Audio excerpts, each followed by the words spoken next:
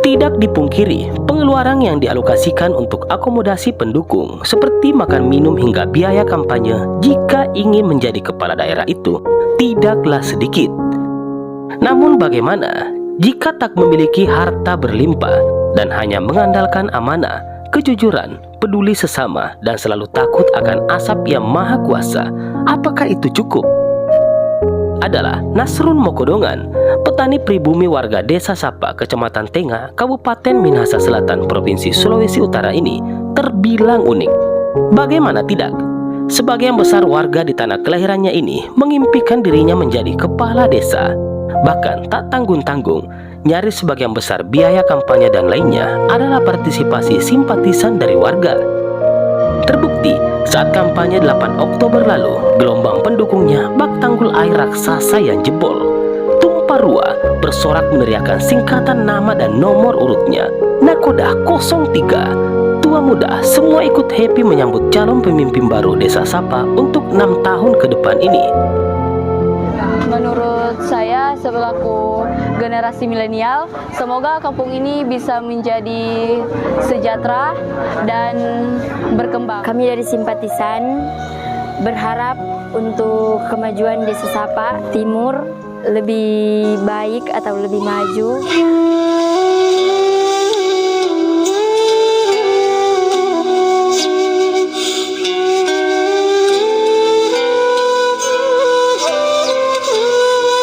Ya, pun tak dipungkiri, Nasrun tidaklah sendiri ikut bertarung menjadi kades atau kumtua bahasa setempat. Dirinya pun tak berharap penuh jika dipilih hanya karena terpaksa. Sebab menurutnya, menjadi pemimpin itu adalah amanah dan tanggung jawab besar. Terlebih untuk pertanggungjawabannya di akhirat. Pemimpin maupun pemilih bisa sama-sama berdosa jika menjabat dan memilih hanya karena siasat demi aset negatif. Kepemimpinan dalam Al-Quran bukan sekedar kontrak sosial antara sang pemimpin dengan masyarakatnya, tetapi merupakan ikatan perjanjian antara dia dengan Allah Subhanahu wa Ta'ala. Dan ingatlah, ketika Ibrahim diuji Tuhannya dengan beberapa kalimat perintah dan larangan atau amanah, lalu Ibrahim melaksanakannya dengan baik. Allah berfirman, "Sesungguhnya aku akan menjadikan engkau pemimpin bagi manusia." Ibrahim bertanya, "Dan dari keturunanku juga dijadikan pemimpin?"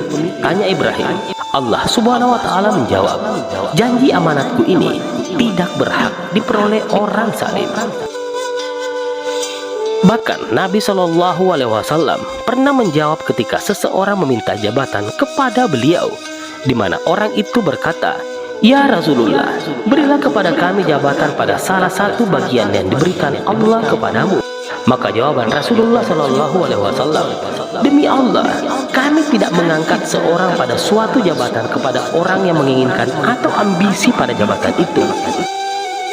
Jadi, poin penting dan umum terjadi saat pemilihan atau pemimpin adalah jurus.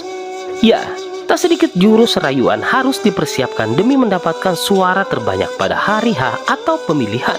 Makanya tak heran jika calon pemimpin yang awalnya dikenal kurang akrab dan tiba-tiba spontan baik, itu bisa ditebak kemungkinan terbesarnya karena ada maunya.